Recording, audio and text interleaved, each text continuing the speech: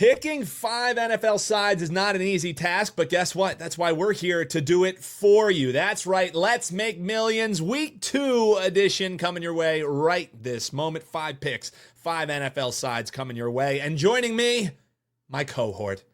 Hey Rosenberg, Adam Rosenberg. You can check him out at Hey Rosenberg on Twitter. Bergie, week 2 for us. We didn't get completely buried in week 1. So folks, if it's your first time ever joining us here, what we're going to do, we're going to use the Circa Millions lines and we're going to give you our 5 selections for the Circa Millions contest. But let's start with where we left off last, and that's recapping our picks, Bergie. And it wasn't a horrible week. It was a heartbreaking week. Week 1, we go 2-3. We cash in with the Jets. We cash in with Cleveland. 2 games that should have been outright winners. Absolutely wrong side on Miami. But if they play that game 10 times, I feel like I would still be on Miami. Because some crazy turnover woes for Tua absolutely burned us there. And then we're looking at Atlanta and Seattle. So the 2 plays right there, Berg, that we lost, I mean, that's a grand total of 1.5 points that we lost by.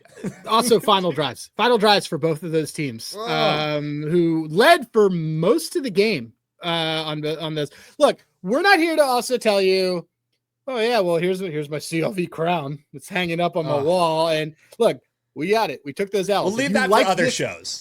If you like this post 100 times, we will post our L's from week 1 over and over again. We'll even post it twice. But no, I still feel good about where we were. We didn't leave anything on the table. Like, again, I was feeling iffy on the Cleveland one, but we obviously put it in. And a little more on that Miami situation. Week 2 is the fun overreaction week. Let's figure out if we're going to react. Let's figure out if we're going to overreact the right way. Go from there. I think we'll have some fun with this. Yeah, I think that's a perfect segue because we're going to get right into it here, folks. We use our time with you valuably, so we're going to get right into it and talk the first game up that we have, and let's take a look at the lines for Circa Million this week. They differ a little bit from what you're seeing current here in the marketplace. As a matter of fact, Berg, we can show people what the marketplace looks like right this moment because Berg and I both love this site. Oddslogic.com. Oh, yes. This is what we use. We are company men. Yes. True company. But Bert, for what it's worth, what it's worth, it's a damn good product. It's great. I mean? No. It's great. I don't even and full transparency to everybody. Like, I don't work for Wager Talk. I don't work for Oddslogic. I love Oddslogic. It's great. Yeah. It's fantastic. Yeah. I love being here and I love hanging out with everybody, but this is literally what is up all day for me. And it's great. Yeah. And it's gotten better. They even added props, a whole bunch of stuff. Yeah. So you can get props, you can get money lines, but essentially this is up to the second odds. If there's a big bet that comes in at Circa, this thing will light up. It'll show you, hey, green, red, yellow. That depends on how long ago it was bet, but this is live feeds up to the second.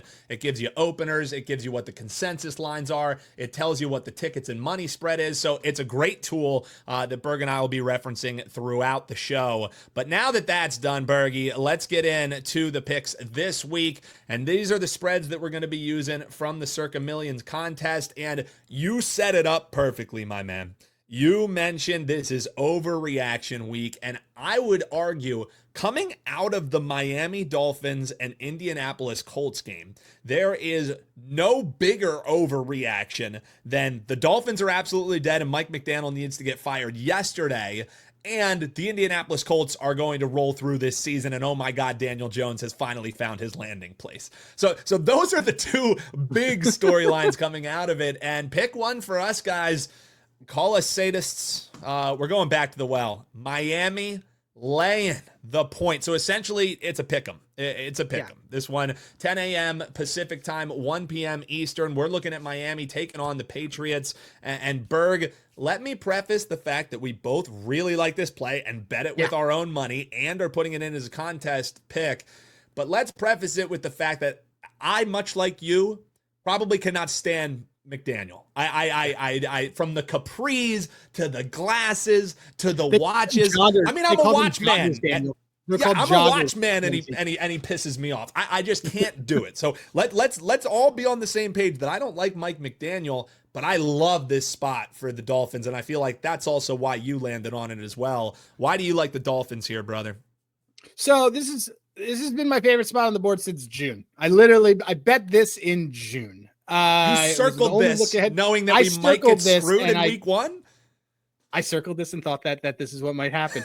So I was 2.5 then. I would like to point to everybody that it has now since moved. I'm looking at my odds logic board right now. It has moved back to actually to 2.5. Key component to all of this is that despite arguably the worst showing of any team not named the New York Giants on week one, Miami's line against the Patriots didn't change. The Patriots have had very well documented problems in Miami. They are 17-43 lifetime there. They've lost 5 straight.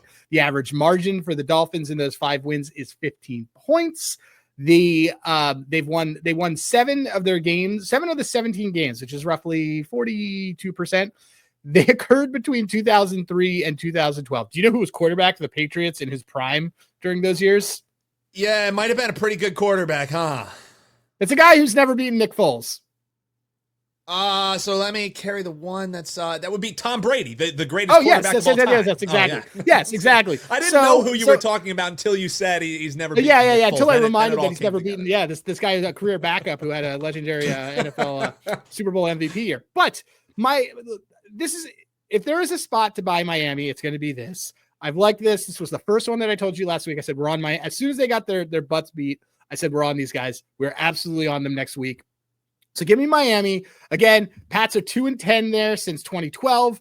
The September is when you want to buy the Dolphins because it doesn't get easier later on. And as I mentioned, 41% of their lifetime wins against the Dolphins came when Tom Brady was in his core era.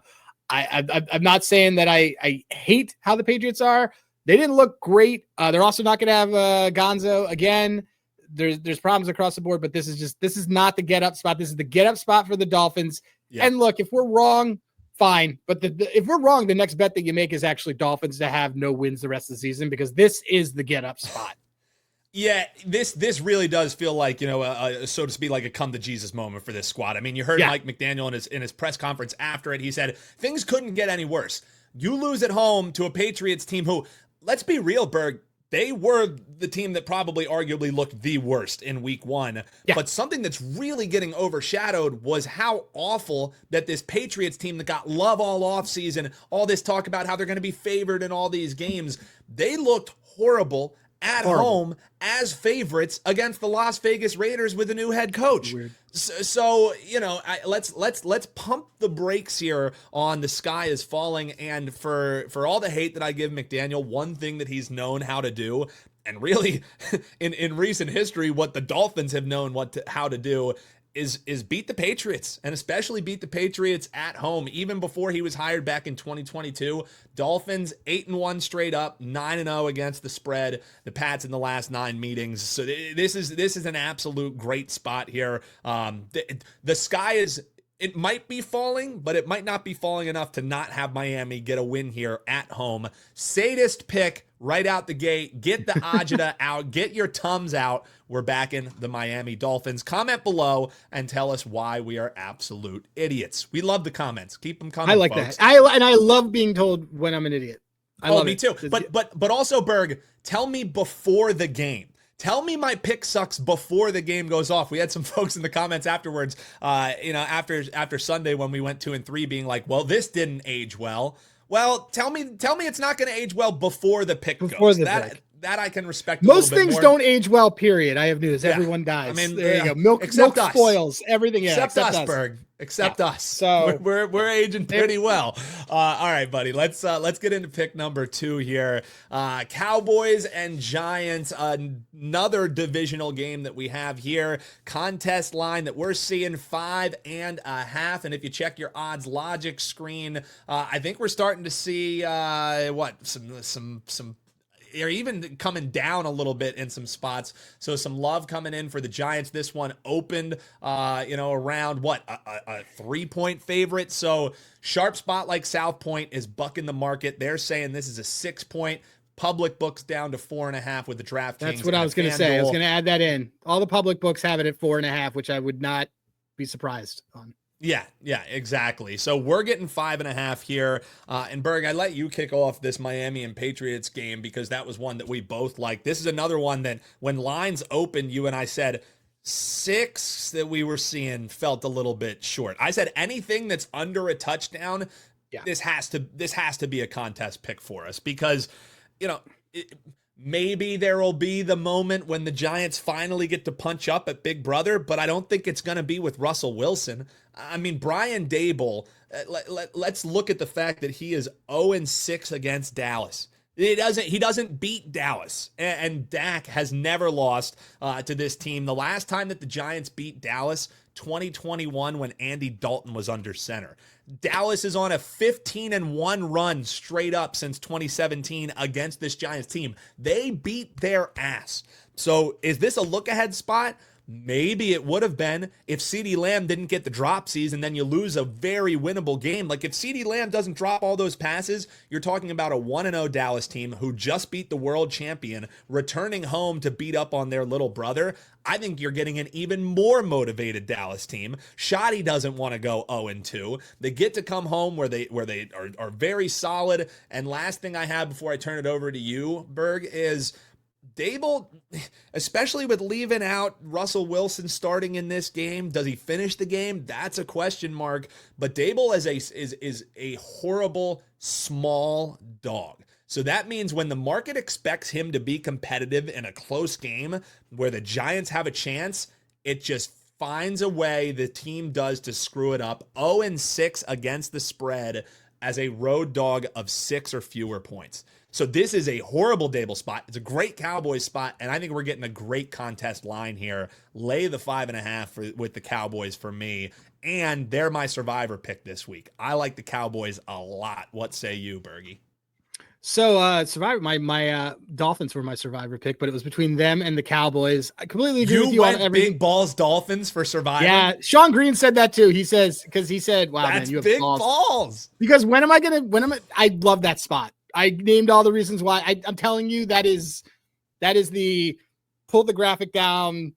Berg lock of the week is my Dolphins pick. Wow. So, but we're here to talk about the cat. We're here to talk about. I'm dry heaving thinking about that. Yeah, but it's dry heaving if it doesn't work out. Because then my season's over.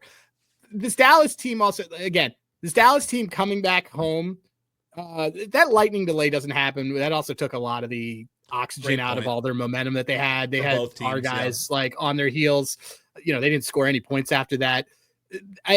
The thing is about this Dallas team, for everything that everyone talks about over the last few years, goes into the Micah Parsons trade to the Packers.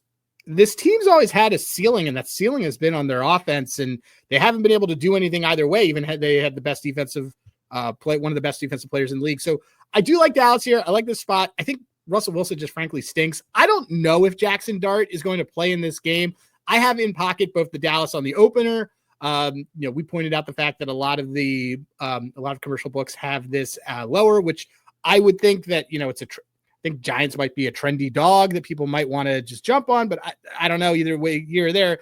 This comes down to me of one team that looks a lot better. One team that does not have their all-pro left tackle. Andrew Thomas is not playing, which is a reason why I don't think that Jackson Dart is going to make an appearance in this game, because I don't think that you're setting your rookie up for success if you're putting him out there with backup left tackle. You just can't do that.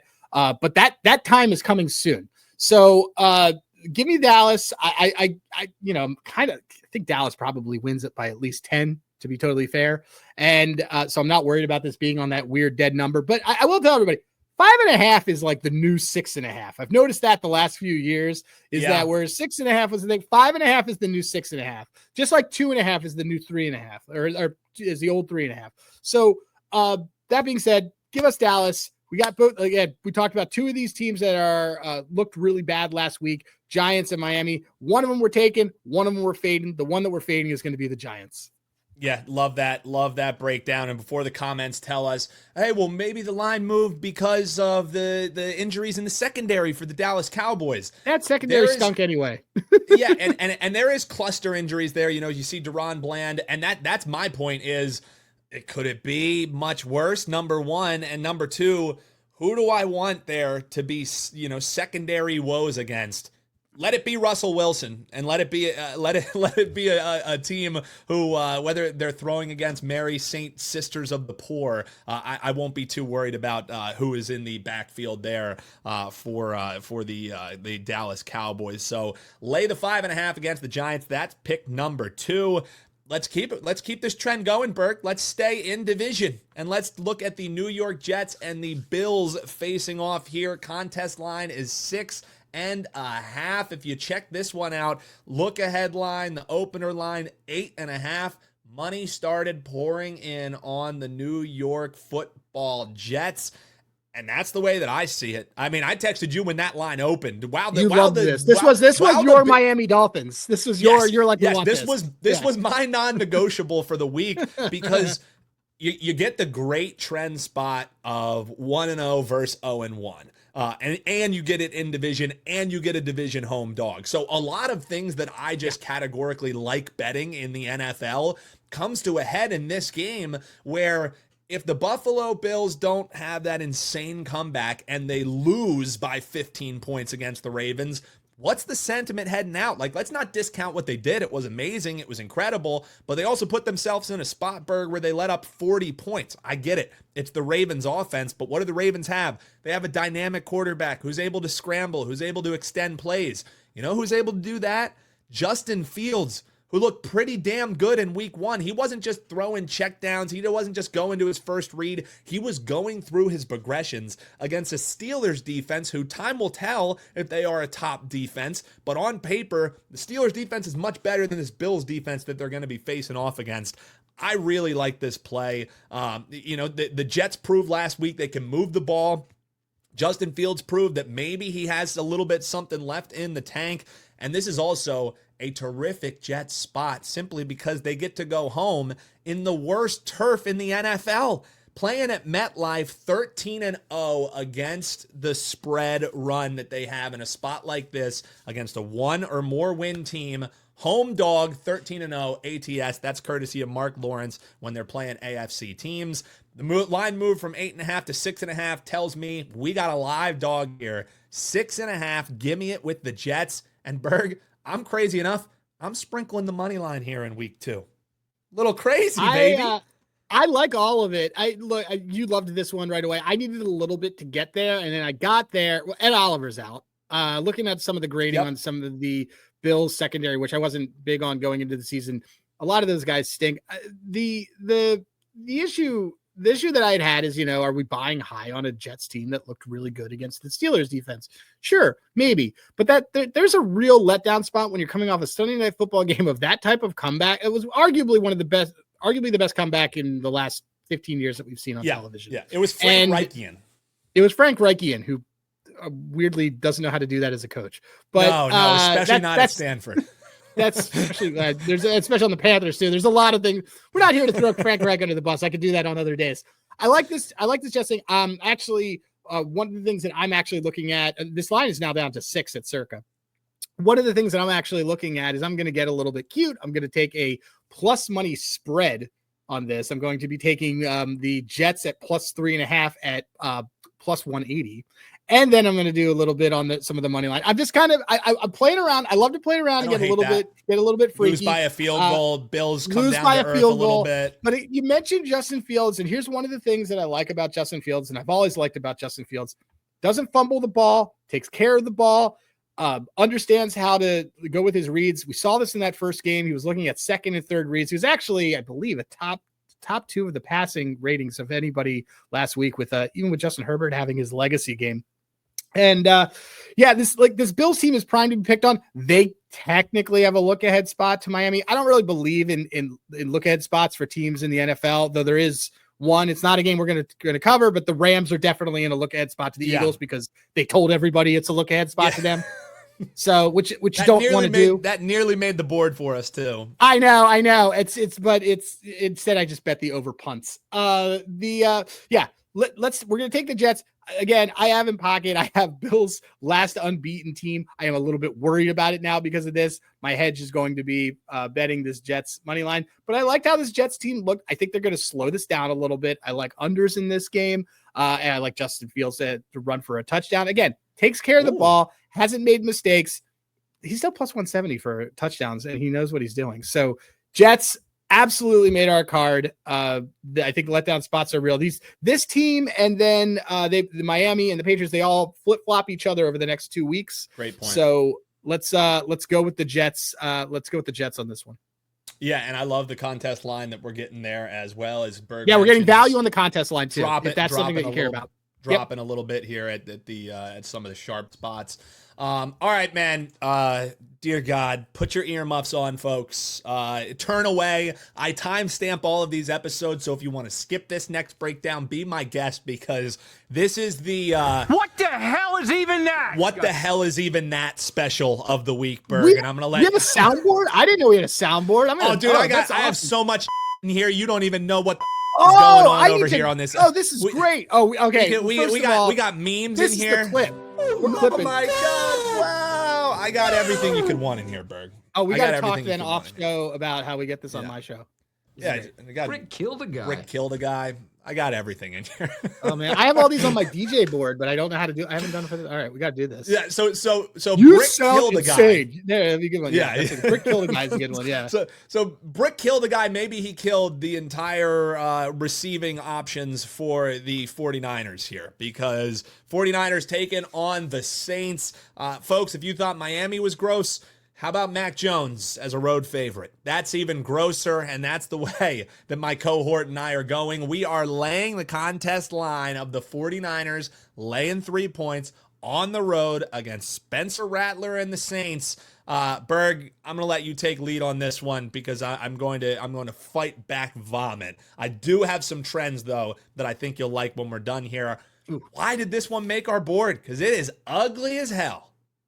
Because sometimes you have to take the ugly ducks, and you got to kiss a few toads to get a prince, something like that. I think that's how the saying goes. Princess. Yeah, either way. Look, equal opportunity. I'm a very well-known San Francisco 49ers hater. We both them are. for the least. We faded them in week one, and we got screwed because of it. Yeah.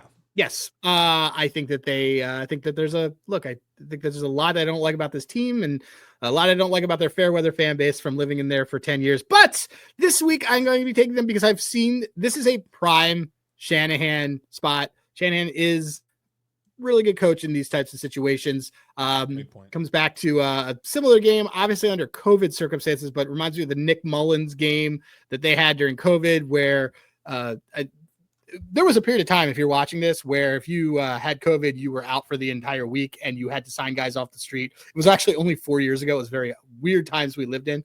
But when this happened, they were able to pull that out, had an outright victory. It was one of those types of situations. I kind of see this thing. Mac Jones, I don't expect to be throwing the ball a lot. I expect them actually to be using a heavy dose of CMC, who did practice all week. Last week, he was a little bit banged up. Everybody else on this team is healthy. Everybody on the defensive side seems to be healthy. Things that I know that they had a couple offensive linemen that were dinged up, but a lot of this comes down to coaching mismatch across the board. Like Kellen Moore did a lot of great things for us as the Eagles offensive coordinator. I'm not ready to buy him as a coach. This isn't the year where he's taking that leap. He's kind of working with some NPCs as they figure out when they're going to draft the quarterback in the future, because it is not Spencer Rattler. So I will absolutely take the Niners at what I believe is a discount. This is one of the situations where, oh, well, the market clearly likes the Saints. Well, no, the market just likes the Niners, possibly not by margin. Right. And we're even crazier because we're taking the Niners with a brand new kicker. They got rid of Jake Moody. They got a whole bunch of things. Worse. Could be worse. But you know what? Mike McDaniel, it couldn't be worse. From a contest standpoint, also, sometimes you're going to want to take some of these plays, because what that's going to do is if everyone's taking the same plays, it's hard to move up when you're in the standings. You get later in the year and you end up having to take games that you don't want to take. Feel very strongly about the Niners moving forward this and being pretty good on the road in this spot. Going to downplay, especially the rush defense of that Saints team. Saw Connor run all over Connor and Benson ran all over this team last week. Yep. So I think CMC is going to be able to do that. I think B-Rob's going to be able to do that. It's going to be a heavy dose of rushing. If you're looking for another prop, I'd probably say over 1.5 rushing touchdowns for the Niners. If you can find that, that is probably a great bet to take for this. So give me the Niners. We're getting them at a discount, and then they can lose the rest of their games all season. Perfectly fine with that. Fine with us. And yes, folks, we know Mac Jones is the starter, but let's also not be completely glib to the fact that Shanahan wanted Mac Jones over Trey Lance. He got overruled, and now he finally has gotten his guy here in San Francisco. Again, you would much prefer to have Purdy, but it's not the end of the world. Shanahan eyed this guy coming out of college, and now he's reunited with him. And when you have a guy who the head coach actually really likes and believes in, I think going from an opener of -7 all the way down, dropping 4 points, 4 points because of Brock Purdy and pass catchers. You mentioned it. Christian McCaffrey, he is playing in this game. Christian McCaffrey had like 31 plus touches last week. So as long as Christian McCaffrey's playing, I don't care if you have pass catchers. And also, I think the headline is obviously, Mac Jones is the starter.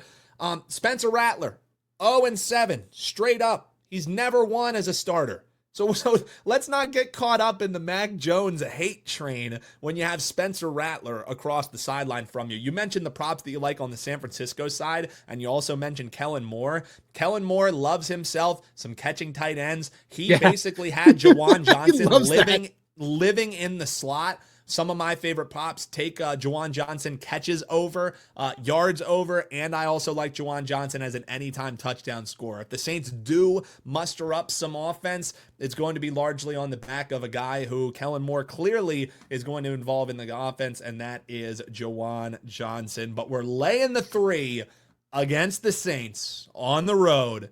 The what the hell special of the week for you there. Folks, if you're enjoying the content, we got one more pick for you, and then Berg and I are going to do a little crossfire on a game that just missed the card for us. And I can't really say just missed the card because Berg and I are on complete opposite sides. What game we're is very that? much on opposite sides of this. Like, it went from, hey, this is cool, like, LOL, to, I don't agree with that at all, actually. To Berg texted me and said, no, I actually bet the other side. So we have to break that down. It's not all agreement here.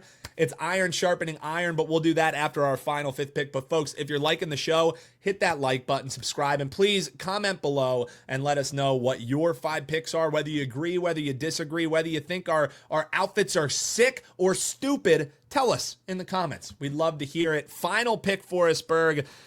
If we had the overreaction putting us on Miami, we have to have the overreaction putting us against the Indianapolis Colts, and we are getting a terrific pick-em line. Pick the winner in Broncos and Colts, and Berg and I think we have done just that, taking the Indianapolis Colts to lose this game and going with the Denver Broncos. Opener in this one was Denver 3.5. Obviously, this tick down, we have this pick'em line, and that is all because of this sentiment around the Colts. Folks, it's still Daniel Jones under center.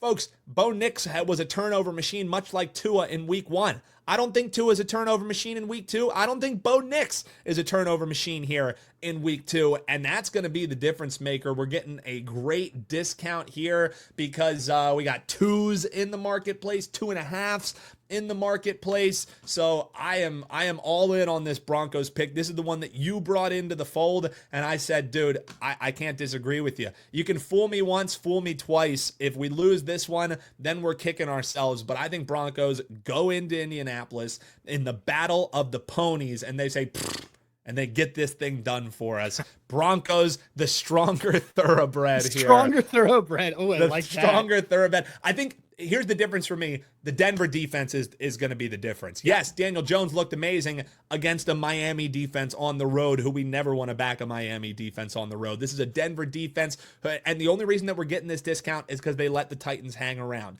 in week 1. I don't think Sean Payton is going to have his guys overlooking what an important spot this is to maybe grab some footing and also kind of make a little statement win here that hey, this team who beat up on the Dolphins here in the AFC, they ain't doing it against the Broncos. I love this Sean Payton spot. What say you on this one, Bergie? This team, this exact same Denver Broncos team, because their personnel is almost all the same. That was one of the reasons why I'm so high on the Broncos this year, is because almost everybody's returning, especially on the defensive side. They extended everybody, and they beat this Colts team 31-13 last year. I guess again it was at Mile High, so I don't get this line. I'm not going to lean into the fishes. I'm not overthinking this. Denver, I've been very, very open about being one of my favorite teams overall in the league this year. I think that they could win the division. I think that they can win the AFC. I think they can win the Super Bowl. I love this defense. And by the way, Dan Jones is plus money to throw an interception. He was dying to throw one at the end of the game last week, and they were up by 20 begging points. for it. Begging for it. Come on, man. This is just silly. I understand that this is like, there is a thing, and I'm going to start saying this every week, and this is not a knock to quote unquote smart money, sharp betting money. Like everyone can be sharp at different times. Sharps love this team. They love the Saints. And for a period of time when the Broncos were bad, they loved the Broncos. But I knew Ryan George Kramer on SGPN said the other day that he guarantees that Sharps are going to be on the Colts, and they are, and they exactly are. This line was to pick them. I think Denver may close as a dog, and the reality is that I don't think it's going to matter. I think Denver's going to win in margin. I think this has the feeling of one of those Denver 27, Colts 3 type of games. To me, the biggest difference is that Denver defense and a quarterback who I am very, very willing to sell high on out of the gate, which after a great game, which is Daniel Jones. So give me the Broncos for our pick. Not thinking about this again. This is just sort of like the Miami Cap, but I think with a lot better team, with a team that we feel much more strongly about long-term and on their floor. Give me the Broncos. And also, Berg, I think ride them Broncos or whatever he says. Yeah, what did he say? Let's ride. Let's Broncos. Let's Broncos ride. Country. Yeah. Let's ride. Yeah. Bronco country. Let's ride. I think I also might be betting the under in this game. It's I took an all under. It's majorly correlated with Denver getting the win. This one stinks of like a 17-3 kind of win for Denver. I think it's going to be kind of ugly. I think Denver gets it done in the second half. They just kind of wear on them a little bit there. So, I'm looking to bet the under. But for contest purposes, Berg, we are taking the pick'em on Denver to go 2-0 and spoil we're going to the Super Bowl party for the Indianapolis Colts. Let the Sharps have them. We'll take the Denver Broncos. And we will recap our picks here in just a few. But, Berg, let me pull up this odds logic screen because you and I, little head-to-head action here. When the contest lines came out, and even just when lines opened, I told you, dude, I really want to fade the Steelers again. And you were like, yeah, I could see it. I kind of understand. And then about midway through the week, you said, hey, buddy, I'm sorry. There's no way we're picking the Seahawks because I am betting the Steelers. You like the Steelers here. I like the Seahawks. Let's see what we're looking at. So basically, contest line is the same as what you're getting. This thing is 3 painted as Seattle is taking on Pittsburgh. This is one of those 1-0 versus 0-1 angles. So again, that's kind of why I like Seattle losing in that heartbreaking fashion last week. Everybody, Aaron Rodgers is back, 4 touchdowns. Oh my God. Dude, they got outgained in that game against the New York Football Jets. So I feel like you like this more because you feel like it's a really good Tomlin spot, but this is a head-to-head. I have bet the Seahawks with my own money. You have bet the Steelers with your own money. So one of us is going to win, and the comments will break the tie. Who do you think is going to win this one? I'm taking the 3. You're laying the 3. What do you think about this game, buddy? And this is also a nice peek into why it wasn't a contest pick for us and why we like when you have entries with people who think differently, that we're not just saying, that's a great pick, buddy. That's a real great pick. You know, the disagreement is important when you're talking about contests like this. And you know, I think we got a pretty big one here. What do you think?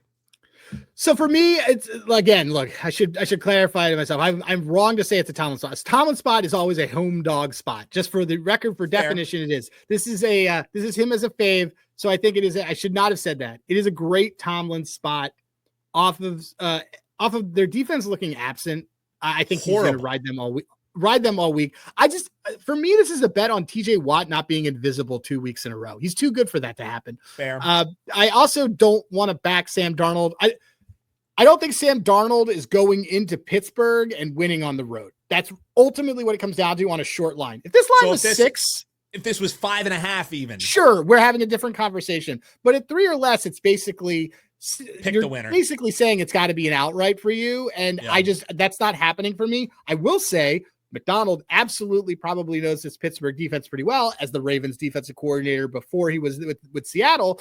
But I just, Sam Darnold to me is not going in there and doing that. If he is, we should be betting on Sam Darnold MVP tickets, just so you know. And Seattle probably will be is a lot better. We didn't think Seattle, Sam Darnold was going to hold on and not become a pumpkin for as long as he did on the Vikings. Also, let's be fair, is McDonald Kevin O'Connell? Probably not. Probably not. So I was fine being pushed off of this. If I was to trade something out here, maybe it would be the 49ers pick. But after talking about it, buddy, I feel like for contest purposes, it makes a hell of a lot more sense to go 49ers, because also this Seahawks pick is a sharp darling. This Seahawks pick is the duct tape shoe play of the week that we referenced. Just like the Falcons play was last week. Exactly. And that one lost, but it was 2.5. This one's 3, that key number. Does the duct tape shoe play of the week for us here lose 2 times in a row? Comment below and let us know, Steelers or Seahawks. And also comment below and let us know what you think about the week 5 picks for Water and Wawa. Look at those AI gentlemen. Looking good, baby. No hat for Berg today. He's very professional, very buttoned up. Very lumberjack. I put on a different shirt. Very lumberjack-esque here today, Berg, and I like the look. But we're laying it with Miami, essentially a pick'em. We're laying it with Dallas. We're taking the points with the Jets. We're laying it with San Francisco, and we are taking. I wrote Dallas pick'em there. You were I meant thinking about Dallas. You meant Denver. Yeah, yes. We have Dallas on the mind. That's Dallas Denver. on the mind. That's Denver pick'em. Fire the graphics department, Berg. Yeah. And the graphics department is that me. intern is gone. Yeah, that intern is cooked. So that is Denver on the pick there for us. So just to clarify for you, you cannot enter in Dallas twice, though we probably would, because we really like that side. Berg, fun as always. Again, folks, if you enjoy this content, like, subscribe, and a comment below goes a huge way. Interact with us on social media as well. We love chopping it up with you. He's at Hey Rosenberg. I'm at Newbie Talks. Great show, week 2. Berg, let's have a 5-0 week here, baby. And when we come back, when we eventually have that 5-0 week, it is going to be an insufferable. Oh, I'm never going to shut up about it. I'm going to be insufferable. No. So hopefully it says we're heading into week 3. Huge thanks to Berg. Huge thanks to Wager Talk for hosting the show here. We will see you next week, folks. Let's make some millions.